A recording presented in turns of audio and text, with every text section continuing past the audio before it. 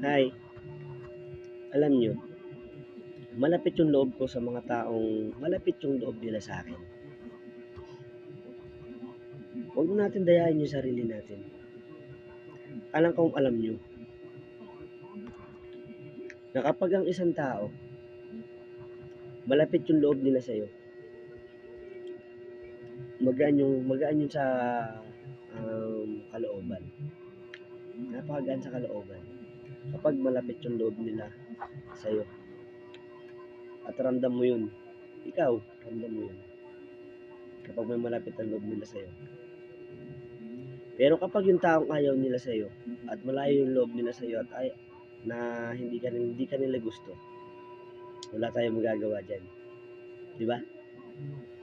Ayaw nila talaga sa'yo.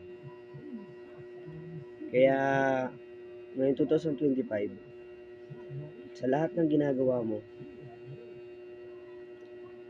dapat mabuti yung gawin mo. At irespeto mo yung bawat tao. At isang sabi, madaling papasok ang blessing sa'yo. Yung totally na wala kang tinatapakang tao, wala kang hinahanap na tao, above share ka lang ng share ng blessing mo nang dumarating sa'yo. Ano si God? Hindi si God babaliwala ng tao.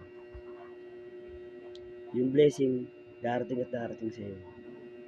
Kaya ngayong taon, January 1, 2025, gawin mo lang yung gusto mo. At gawin mo lang, deserve mo yun. Pag makatanggap ka ng blessing, deserve mo yun. Kaya ako, nagsasabi, deserve mo yun. Kung anong blessing na darating sa'yo. Kaya ikaw yung nanonood dito, sana mapakinggan mo yung video ko.